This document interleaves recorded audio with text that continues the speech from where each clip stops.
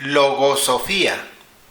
Hemos querido empezar nuestra exposición con esta animación porque consideramos que ella resume la esencia medular de la obra endotérica más profunda para el público, escrita por nuestro maestro Israel Rojas Romero, iniciado Ragosini. En primer lugar, muestra el segundo aspecto del Logos. Él mismo nos dice textualmente en la introducción de la obra, aspecto principal que se estudia en este trabajo.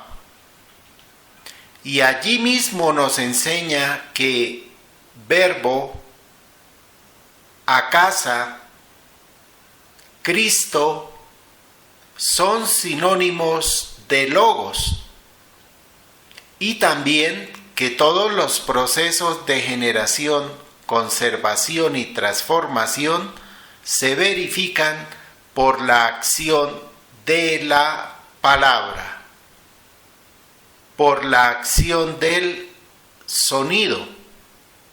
Igualmente nos transmite la enseñanza que la Santa Cábala, la tradición endotérica hebrea, estudia las modificaciones del sonido como verbo o logos activo a través de los sefirot. Jokmah y Tiferet son los dos sefirot que preponderantemente o principalmente están relacionados con la ciencia espiritual de la logosofía. Siendo el significado etimológico de Sofía expresión proveniente del griego sabiduría, y teniendo en cuenta lo expresado anteriormente, podemos decir que logosofía es la sabiduría del logos. Verbosofía es la sabiduría del verbo. Acasasofía es la sabiduría del acasa. Cristosofía es la sabiduría crística. Palabrasofía es la sabiduría de la palabra. Sonidosofía es la sabiduría del sonido. Jokmah-sofía es la sabiduría de Jokmah. Tiferet-sofía es la sabiduría de Tiferet, y estamos diciendo exactamente lo mismo. Según los conocimientos sobre verbosofía del iniciado Ragosini, expresados en su magnífica obra titulada Logosofía, el verbo es siempre generador. Por el verbo génesis existe todo cuanto es manifestado. Esta acción permanente del verbo génesis engendra, ocasiona, origina dos movimientos principales, dos modos de acción de la cosa única y eterna. El primero tiende hacia la manifestación, hacia la condensación, hacia la cristalización para dar origen a las formas concretas en el mundo objetivo. El segundo tiende hacia la espiritualización, sutilización o sublimación de las potencialidades del verbo manifestado como vitalidad, emoción, mentalidad, para hacer posible la actualización de la imaginación, la sensibilidad y la conciencia en el mundo subjetivo. En el primer modo de acción prepondera lo formal. La forma es el polo inducente de la sustancia espíritu en que encarna el verbo cuando se halla en proceso de densificación, diferenciación o manifestación. Ese movimiento objetivante palpita en medio de las pasiones mundanas, se agita en la expresión de los máximos egotismos, se manifiesta en los extraordinarios intereses materialistas, vive en medio de las vanidades sociales de la pose, de la apariencia del vestido, de la supuesta grandeza tradicional.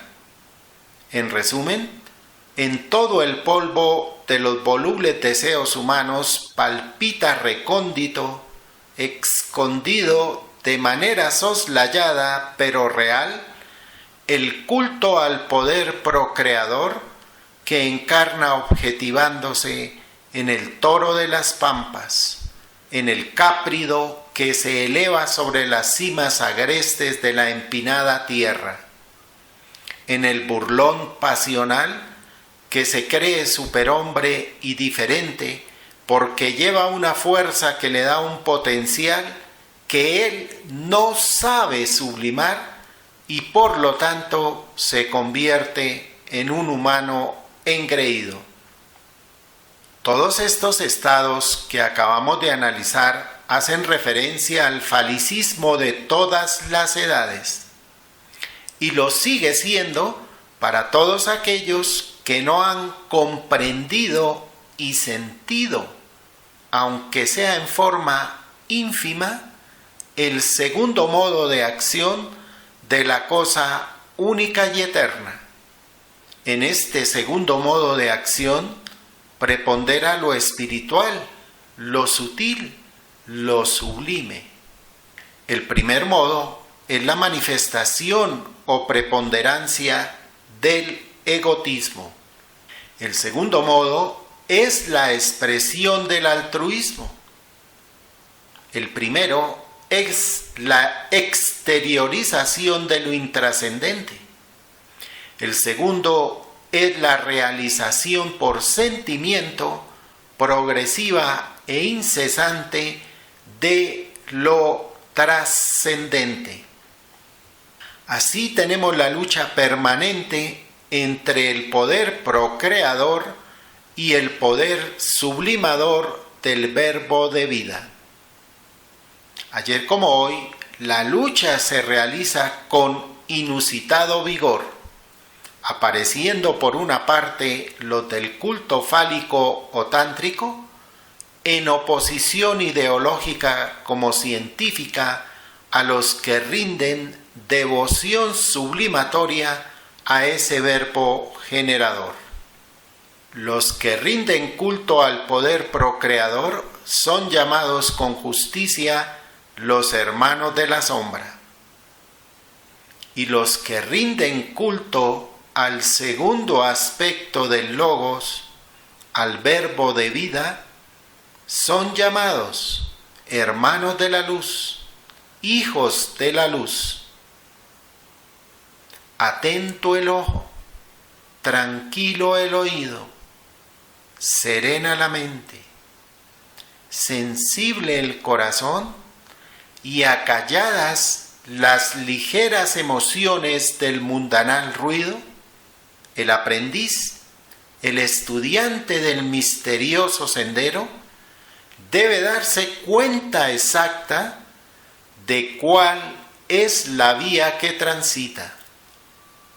O sirve al verbo de vida, al verdadero poder sublimador de la naturaleza, o se engaña rindiendo culto al poder procreador externo que como sustancia encarna en la forma, ilusionando con sus encantos aparentes lo incauto que hay en nosotros, los que buscando el sendero no sabemos diferenciar por sentimiento, por sentido, lo que libera de lo que liga, lo que ennoblece de lo que apasiona, lo que diviniza de lo que humaniza, materializando la función de la vida que no es pura mientras no esté guiada integralmente por el espiritual sentido del amor cósmico y universal, o verbo génesis, que en todo encarna y a todo mueve y remueve con su prepotente dinamismo. Pertenecientes al linaje espiritual de los excelentes y sublimes seres que se hicieron dignos y merecedores de ser llamados hijos de la luz, hermanos de la luz, resaltan, destacan, refulgen como brillantes soles de amor cósmico y espiritual sabiduría, Hermes, Rama, Krishna, Buda y más reciente en la historia de la humanidad, Jesús el cristificado. Estos espléndidos seres tienen en común haber sido grandes hierofantes. Hierofante significa instructor o desvelador, aquel que quita los velos. ¿Cuáles velos? Los velos que encubren los misterios de la divina ciencia, la ciencia espiritual, la ciencia endotérica. Precisamente el primero de ellos, Hermes, le da nombre a la ciencia hermética, ciencia de Hermes, mediante la cual desveló para la humanidad 7 principios cósmicos y universales que dieron plenitud en su época de esplendor espiritual al antiguo Egipto y a la antigua Grecia. Principios que hoy siguen siendo vigentes y que lo seguirán siendo en el futuro. Estos 7 principios son mentalismo, correspondencia, vibración, polaridad, ritmo, causalidad y generación. Precisamente los principios de vibración y ritmo tienen gran relevancia en el conocimiento de la logosofía. Hay un ternario inquietante que se plantea con relación a estos hierofantes hermanos de la luz. ¿Han sido hombres? ¿Han sido solo mitos? ¿Han sido dioses?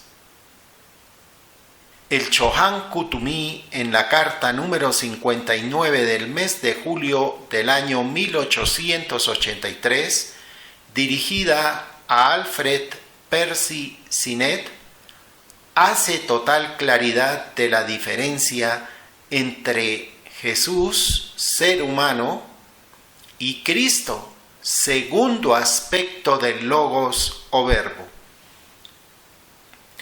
Es tan importante, tan primordial esta enseñanza que el iniciado Ragosini la trajo para ilustración de sus estudiantes en la clase del capítulo 15, La estrella de Belén, del concepto Rosacruz del Cosmos, y para su exégesis al libro Cristianismo Rosacruz, capítulo 15, El misterio del Gólgota. A continuación oiremos la enseñanza del Chohan Kuthumi en la voz del iniciado Ragosini, leyéndola del libro Cartas de los Maestros Moria y Kuthumi. El Señor Jesús era un ego en evolución hasta que llegó a educir la cristianidad. Entonces vamos a ver exactamente lo que nos dice el adepto Cacho. Se preguntará, ¿cómo es manifestado por sí mismo? La palabra opak, el verbo interno, que es el Cristo, fue considerada como el hijo de manifestación del ser eterno y se le adoró con el nombre de Avalokitesvara, el que vale a Cristo, pero la palabra es tibetana, el Dios manifestado. Esto demuestra tan claramente, más no cabe, que Avalokitesvara es a la par el manifestado Padre y el manifestado Hijo, que procede del Padre y con él se identifica, constituyendo así el Parabrahma Vivamba, es decir, la vida. El séptimo principio universal e individualizando el principio pasivo y adjetivo, siendo este último la palabra, el logos, el verbo. Llámesele como se quiera, pero sepan eso, ilusos cristianos, se llaman cristianos sin serlo, por eso son ilusos. Llámese lo que se quiera, pero sepan eso, ilusos cristianos, que el verdadero Cristo de todo cristiano es la voz interna, es la voz mística, mientras que el hombre Jesús fue un mortal como cualquiera de nosotros, un adepto, más bien por su inherente pureza e ignorancia del verdadero mal, que por lo que había aprendido de sus iniciados rabinos y de sus hierofantes y sacerdotes egipcios, que ya en aquel entonces se iban rápidamente degenerando. Ahora oiremos la lectura y el comentario que hizo el maestro a la parte final del párrafo anterior en la clase del concepto Rosacruz del Cosmos. El logos, el verbo, llámesele como se quiera, pero sepan esos ilusos cristianos, es decir, todos nosotros, ilusos cristianos, que el verdadero Cristo es la voz mística interior. Mientras que el hombre Jesús, si lo he subrayado con tinta roja, el hombre Jesús fue un mortal como cualquiera de nosotros. Hablamos a esto. Fue un mortal como cualquiera de nosotros, un adepto, más bien por su inherente pureza e ignorancia del verdadero mal, que por lo que él había aprendido de sus iniciados rabinos y los hierofantes y sacerdotes egipcios, que ya en aquel entonces estaban rápidamente decayendo. De tal suerte que el Cristo no es Jesús. Jesús era alguien que había evolucionado demasiado y pudo actualizar algo de la divina energía del Cristo. La instrucción del Chohan Kuthumi, iniciado de sexto grado, próximo y futuro Bodhisattva o instructor mundial espiritual de la sexta época, tiene mucha contundencia con respecto a la parte humana de Jesús y también arroja nuevas luces sobre la logosofía. Se refiere a Jesús como adepto, más por su propia valía y merecimiento que por lo que le hubieran podido enseñar. Recordemos que para llegar a la primera iniciación es un proceso que requiere como mínimo 700 o más renacimientos. Enseña también el maestro Leadbeater en su libro Los Maestros y el Sendero que por regla general entre la primera y cuarta iniciación transcurren ordinariamente 7 vidas o reincorporaciones y otras 7 entre la cuarta y la quinta iniciación. Esto significa que el Señor Jesús, para haber logrado el adeptado, necesitó como mínimo 714 reincorporaciones o renacimientos. Por eso el comentario que oímos del maestro Israel Rojas Romero, iniciado Ragosini, que Jesús era un ego, un centro de conciencia en evolución que había llegado a educir la cristeidad o a actualizar algo de la divina energía del Cristo. En ese lapso de mínimo 714 reincorporaciones, Jesús actualizó en un elevado nivel el espíritu de vida, la sensibilidad cósmica y universal o Buddhi en la terminología budista.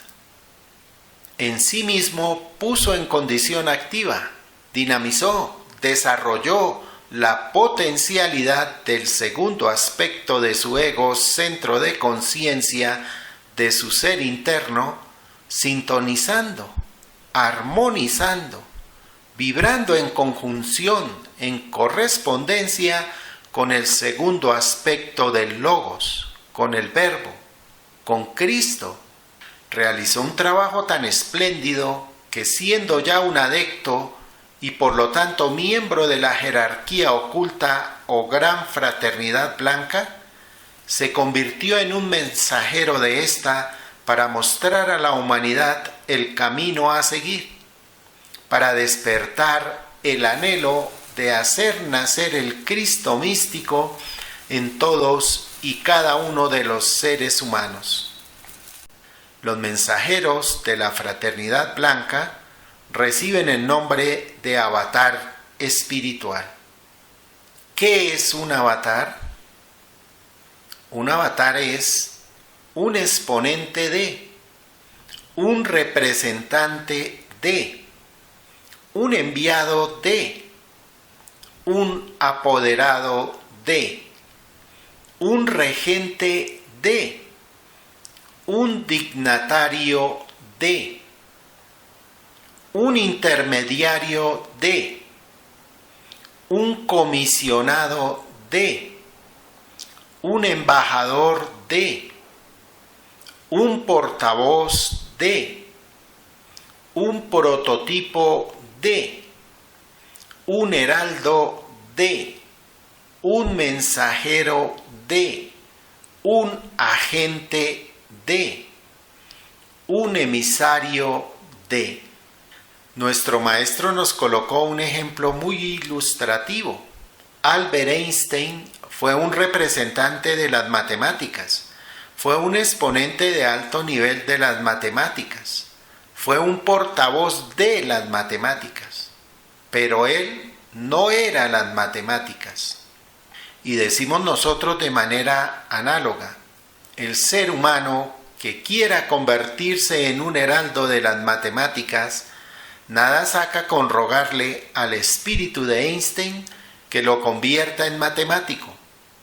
Tiene que esforzarse, estudiar, investigar, realizar miles o millones de ejercicios durante muchos años, con dedicación, perseverancia y cariño a las matemáticas, hasta llegar a convertirse, por mérito y esfuerzo propio, en matemático. Los seres humanos, al ver la magnificente grandeza de los avatares espirituales, por ejemplo, de quienes estamos hablando, Hermes, Rama, Krishna, Buda, Jesús, se han dedicado a la idolatría de estos en vez de trabajar internamente, tomándolos como ejemplo, como modelo, como arquetipo del trabajo a realizar. Esta idolatría es la que ha llevado a que se especule y se hable de ellos como dioses, y que incluso hagan referencia de estos sublimes seres como si fueran la divinidad misma que ha descendido a la tierra. Son seres humanos que han trabajado interna, espiritual y subjetivamente durante cientos o miles de renacimientos de superación constante para llegar a ser lo que son. Son seres superhumanos, suprahumanos, perfectísimos con respecto a nosotros, y son exponentes, modelos, arquetipos, representantes de algún aspecto de la divinidad, manifestaciones de diversos grados de sintonización o armonización con algún aspecto de la divinidad, pero no son la divinidad en sí misma. Por ejemplo, si miramos los cargos de la Fraternidad Blanca, como exponente, jefe o Chohan del séptimo rayo, el de la acción, tenemos al Conde Rákóczi. Como dignatario del sexto rayo de la devoción está el Señor Jesús. Como representante del quinto rayo, ciencia, se encuentra el Chohan Hilarión. Como portavoz del cuarto rayo, armonía, ejerce el Chohan Serapis. Como prototipo del tercer rayo, sabiduría, preside el Chohan el Veneciano. Como heraldo del tercer aspecto del Logos, reflejo de la energía del Espíritu Santo, que reúne los rayos tercero hasta el séptimo, tenemos al Mahachohan, siendo un chaverón o iniciado de séptimo grado. Como regente del segundo rayo del amor cósmico y universal, al nivel de la sexta iniciación, ejerce sus funciones el Chohan Kutumi. En el mismo rayo, pero a nivel de la séptima iniciación, en el cargo de Bodhisattva o instructor espiritual mundial, se halla el Chaverón Maitreya. Y como máximo emisario del segundo aspecto del Logos del Verbo, al nivel de iniciado de grado octavo, tenemos al último Buda, Siddhartha Gautama. En el cargo de rey espiritual del mundo oficia el Sanat Kumara como máximo embajador del primer aspecto del Logos, voluntad o primer rayo.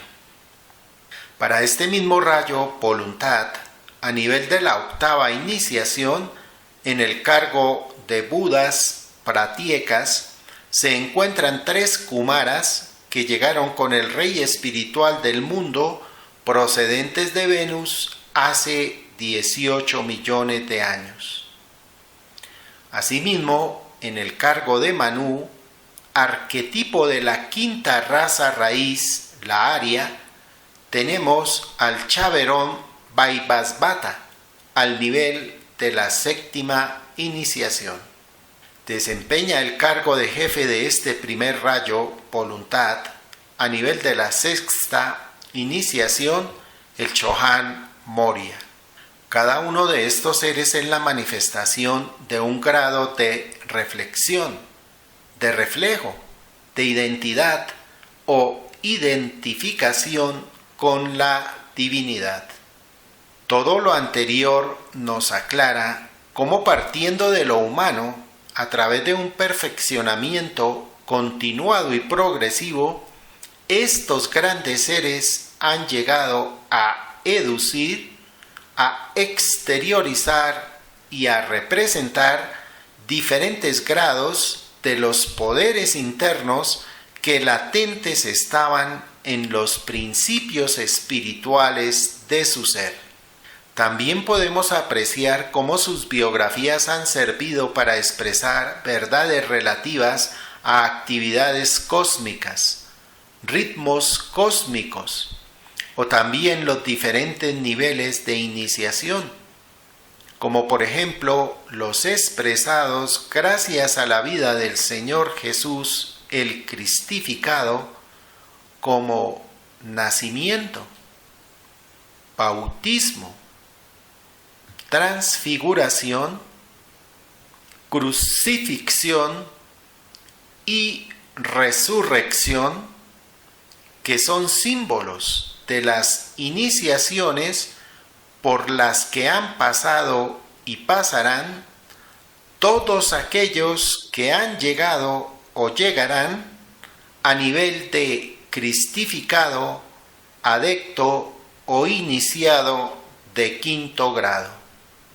Entonces es cuando la mistificación de sus vidas se convierte en la parte mítica o mitológica que sirve para expresar grandes verdades sobre los sublimes aspectos de la divinidad, y tenemos como ejemplo lo que vimos en el video Jesús el cristificado, cuando el Jesús histórico sirve de base por medio de mistificaciones para convertirse en el Jesús mítico, a través del cual se expresan grandes verdades, principios y leyes cósmicas relacionadas con el Cristo cósmico o segundo aspecto del Logos o Verbo.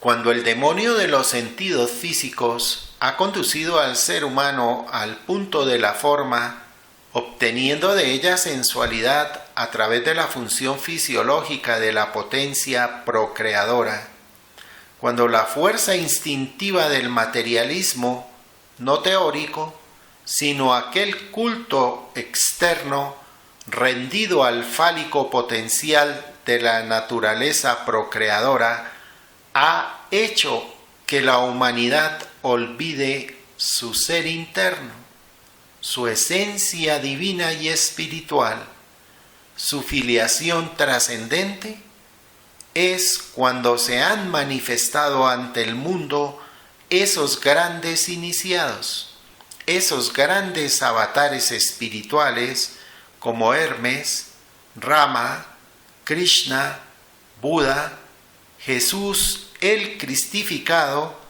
para reanimar, para irradiar, para revivir la llama del sentimiento espiritual y el sentido sublimatorio de la existencia.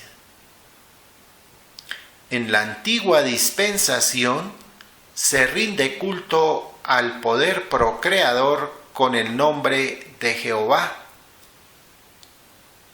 La meta, la finalidad de la antigua dispensación era la objetividad. Era la cima con S de la involución hasta llegar a la máxima eficiencia de los cuerpos densos. El heraldo de la antigua dispensación fue el pueblo semita, la raíz de la semilla, para llegar al nadir de la objetivación.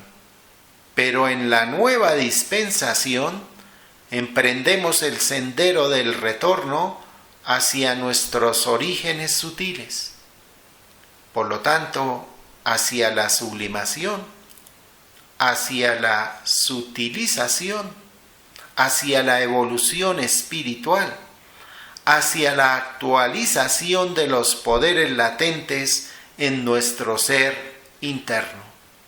La antigua dispensación fue la evolución de lo material, de lo formal. La antigua dispensación es la vieja Jerusalén, mientras que la nueva dispensación es la Jerusalén celestial, llamada también la Nueva Galilea. Nos enseña el maestro en Logosofía que el verbo de la nueva dispensación es el verbo transmutado, es el verbo sublimado por la fuerza fecunda del amor cósmico y universal. Escribió el maestro en Logosofía que el adecto de Nazaret se llamó con justeza el Verbo encarnado. Lo hizo justo abajo del párrafo que textualmente expresa lo siguiente: la ciencia ahonda, la filosofía inquiere, el sentimiento realiza, pero el verbo es el poder manifiesto de las internas actividades anímicas. Con justicia se puede decir del adecto de Nazaret que fue el Verbo encarnado porque había realizado por sentimiento el amor cósmico y universal en sí mismo, porque lo vivía íntimamente en la interioridad de su ser, porque se sentía estrechamente unido a toda manifestación de la vida infinita como una experiencia íntima, no como una teoría, no como una intelectualización, no como una aspiración, no como un sublime ideal, sino como una palpitante realidad constante y permanente. En él, la unidad de la vida, la armonía de la vida era una realidad por viva sensibilidad interior, una sublime y esplendente realización por sentimiento. Tan elevado, tan esplendoroso, tan magnífico fue su grado de actualización del segundo aspecto del Logos por intermedio de su espíritu de vida, de su sensibilidad, de su buddhi, de su propio Tiferet, que llegó a encarnar un altísimo grado de sintonización y educimiento de la expresión del verbo en un iniciado. Tanto que el maestro, al referirse en Logosofía, en el capítulo La oración de Jesús, lo describe como el más alto iniciado del período solar. En múltiples ocasiones, el iniciado Ragosini, en sus clases, en sus conferencias, también nos aclaró que es totalmente equivocado, falso y erróneo decir que Cristo se introdujo en Jesús como si se tratara de un caso de mediunidad. Otra concepción totalmente equivocada es hablar de una segunda venida de Cristo.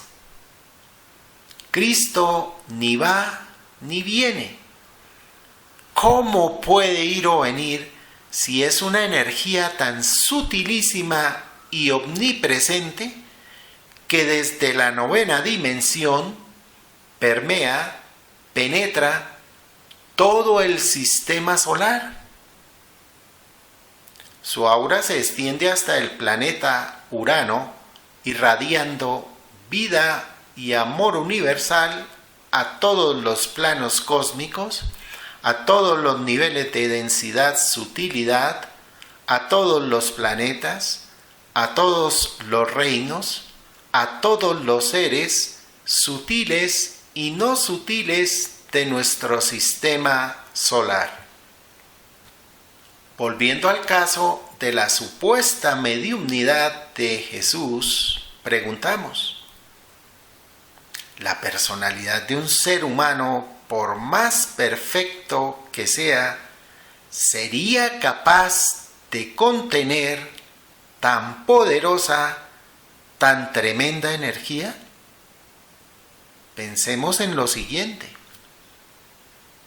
Cada grado de conciencia de un ser es proporcional al grado de materia con la capacidad vibratoria de resistencia suficiente para poderle servir de medio de expresión. El maestro Max Heindel comenta que si inoculamos sangre humana en un animal, muere, porque no tiene la capacidad de soportar la energía vibratoria del ser humano. Si pensamos que el planeta Tierra es una masa que pesa aproximadamente casi 6.000 trillones de toneladas y que la Tierra tiene una gran conciencia o ego planetario que la dirige acorde a sus características, y si ni siquiera esta gran conciencia o logos planetario podría contener en sí la energía crística, o en otras palabras, la sangre de nuestro sistema solar, mucho menos un iniciado que todavía no ha actualizado los poderes internos que lo capaciten como un logos planetario, muy alejado en jerarquía y evolución de un logos solar. También nos enseñó el maestro Max Heindel que hubo un momento en que existía un solo conglomerado, un solo sol, una sola estrella. Pero a medida que avanzaba la evolución espiritual de algunos seres, otros se iban quedando, se iban rezagando.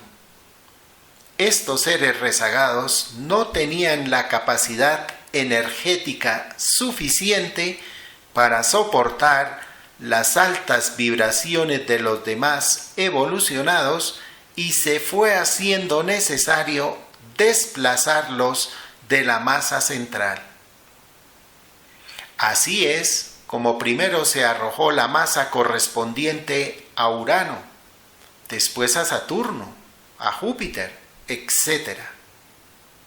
Por lo tanto, si en aquel entonces ni siquiera se tenía la capacidad de poder resistir tan alta capacidad vibratoria del logo solar como conjunto, mucho menos ahora cada planeta individual y mucho menos seres humanos individuales. Retornando a la frase del maestro Israel Rojas, la ciencia ahonda, la filosofía inquiere, el sentimiento realiza, pero fijándonos en su parte final, el verbo es el poder manifiesto de las internas actividades anímicas, y enlazándola donde dice Jehová es simplemente la fuerza creadora del omnipotente verbo de vida, y más adelante también expresa lo siguiente: Jehová es el poder por excelencia, la omnipotencia en sí. El verbo génesis es el sonido base de todo movimiento vital. Es el verbo actuante, y hacemos énfasis en el calificativo empleado por el maestro, actuante. El verbo actuante de toda actividad. El verbo actuante es la expresión del tercer aspecto del logos. Es el demiurgo, cuya función es la propagación de las formas. Por ello, su prototipo es el Adán caído, que claudica ante la manzana genésica. Es el verbo procreador, es el verbo propiamente genitor o genésico, el verbo génesis. Es la energía del Espíritu Santo. Es el acasa de los orientales. Es el sonido. Es el aspecto acción de un logos, de un sistema. Es el aspecto movimiento del Ser Supremo, como lo expresa muy bellamente el maestro. Frente a este Adán caído, se yergue majestuosa la figura del Nazareno, del cristificado, del avatar, del segundo aspecto del Logos, amor cósmico y universal, verbo de armonía, verbo cuya función es la sublimación, la sutilización, la espiritualización, energía del Hijo en la nomenclatura tradicional. Es la energía de Anupadaka en la tradición oriental, como lo expresa textualmente en el capítulo Akasa de su libro Logosofía, el iniciado Ragosini. El poder unigénito de Anupadaka es el Espíritu Cristo de los sabios Rosacruz. Es el aspecto verbo del Ser Supremo. Se refleja en el aspecto sabiduría del logos de un sistema. El Padre es el primer aspecto del logos. Su prototipo bíblico es Melquisedec. Corresponde al rayo de la voluntad, al Adi de los indos, al aspecto poder del Ser Supremo. Se refleja en el aspecto voluntad del logos de un sistema. Las energías análogas o equivalentes al Padre son el punto de partida en los procesos de manifestación, de objetivación, de condensación. Después, las energías del Hijo, y por último se llega al nadir de la materialidad o de la forma gracias a las energías del Espíritu Santo. Nos enseñó el maestro que en los procesos de la propagación de la especie, los matrimonios que son estériles a pesar de la unión marital es por falta de afectividad, de verdadera ternura, de manifestación de la energía crística que primero haya inspirado la convergencia de los progenitores, sobre todo del varón. Esto lo afirmamos tomando como fundamento lo enseñado por el iniciado Ragosini en su obra El secreto de la salud y la clave de la juventud, y que literalmente está escrito así: el corazón, no considerado por la ciencia oficial como centro de secreción, lo es, sin embargo, de gran importancia. De él se desprende una vena que llamaremos espermática, puesto que por ella la acción creativa de las energías pasa por sensibilidad del corazón a los centros sexuales. Ello nos hace ver claramente que si en el hombre no hay la suficiente sensibilidad que inspire las energías que circulan a través de aquella vena espermática, no se produce la fecundación. En el sendero de la sublimación, el punto de partida es la energía del Espíritu Santo que, atraída por la energía del Hijo, del Cristo cósmico, el amor universal, inspira, dirige, canaliza a la imaginación por ternura, por estética y por devoción a la belleza, capacitando al orador para pronunciar solo palabras espirituales plenas de idealidad que enaltecen a quien las pronuncia y a quien las oye. Las palabras así inspiradas son herramientas supremas y valiosísimas para el logro de la perfectibilidad y el ennoblecimiento espiritual. El enunciado es sencillo de exteriorizar en palabras habladas o escritas, pero su realización requiere cientos o miles de renacimientos según el estado evolutivo espiritual en que nos encontremos. Este es el hilo de Ariadna en la fase del sendero del retorno hacia lo sutil que los avatares espirituales han utilizado para revivir la llama de la espiritualidad. El sonido espiritualizado a través de la delicada sensibilidad o profundo sentimiento trascendente. Así, solamente por Cristo, amor cósmico y universal, hecho realidad en nosotros como Cristo interno o Cristo místico, retornaremos a la conciencia o voluntad del Padre.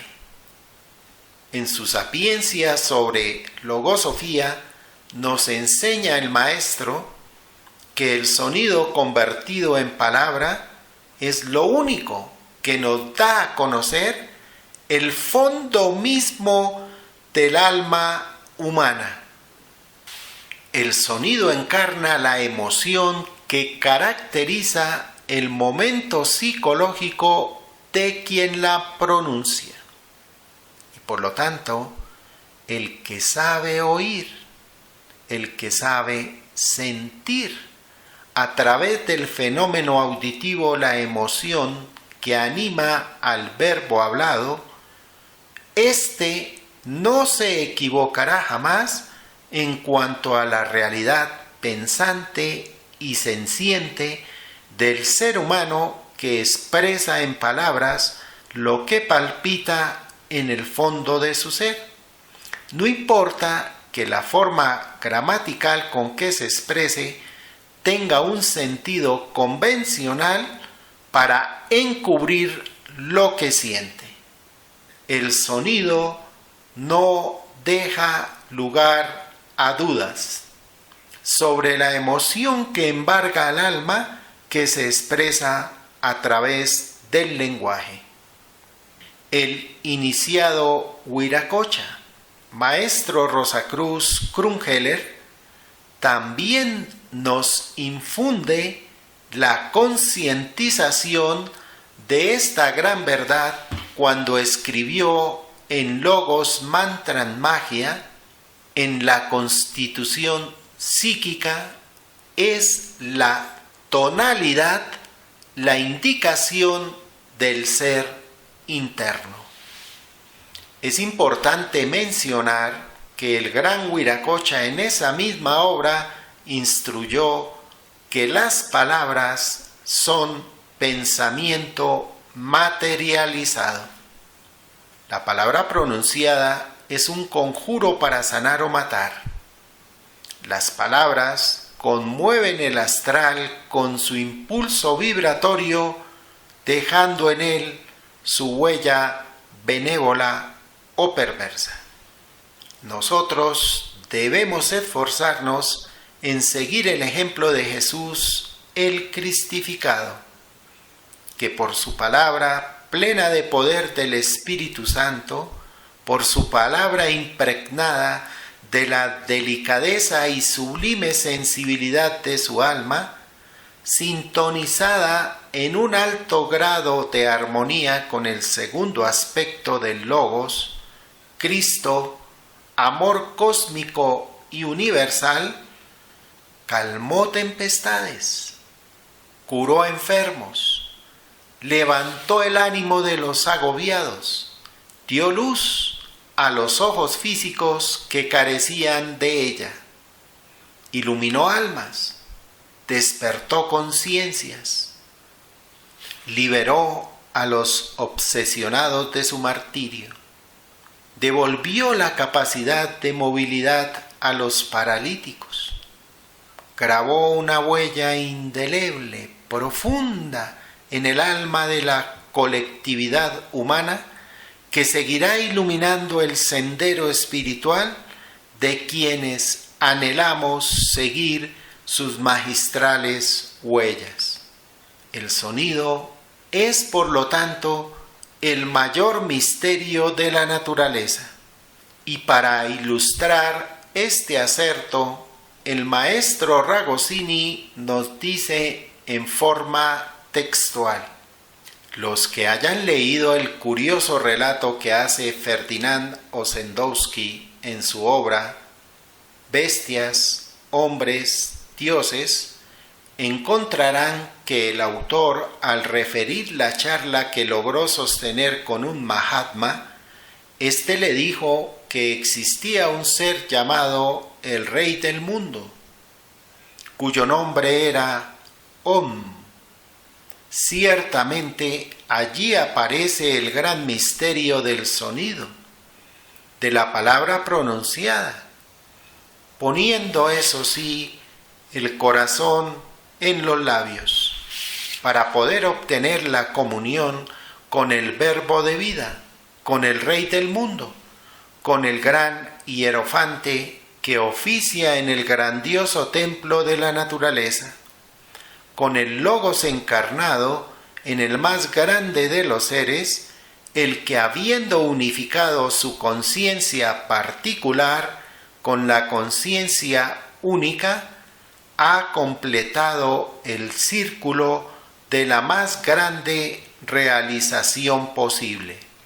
Así, el misterio del sonido, convertido en palabra espiritualmente pronunciada, es el único camino para lograr acceso a la secreta mansión donde reside el Rey del mundo, el Maestro de todos los maestros, y el instructor de todos los mentores. Hay una vía recta, clara, definida, luminosa, que conduce al ser humano a la cima con C de sus más elevados ensueños, coronando así sus ansias de infinito. Esa verdad se halla expuesta y comentada en la Biblia hebreo-judeocristiana, cuando se la interpreta cabalísticamente. En la monumental obra La Doctrina Secreta, escrita por la gran maestra Elena Petrovna Blavatsky. En la obra cumbre del insigne Max Heindel, titulada Concepto Rosacruz del Cosmos. En las obras comprimidas pero sabias, hondas y profundas del maestro Wiracocha.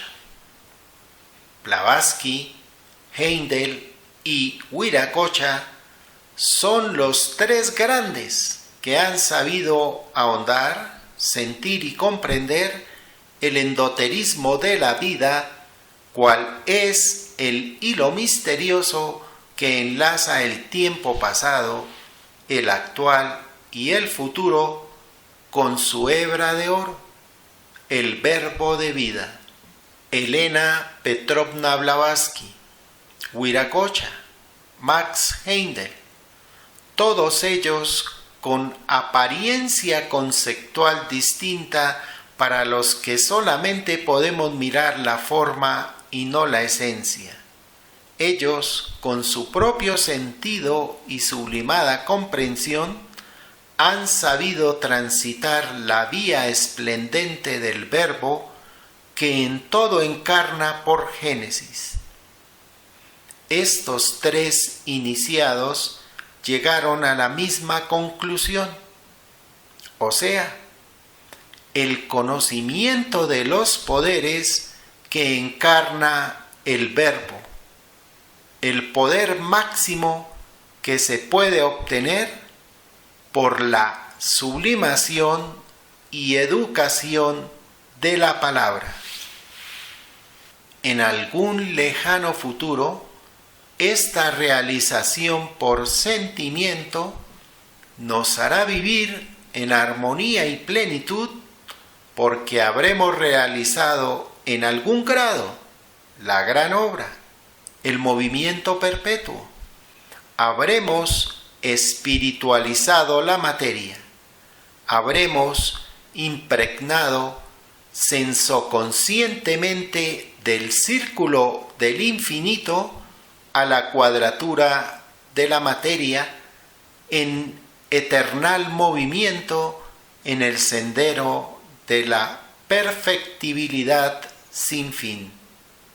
Trabajemos segundo a segundo para ser dignos merecedores de tan anhelada realización.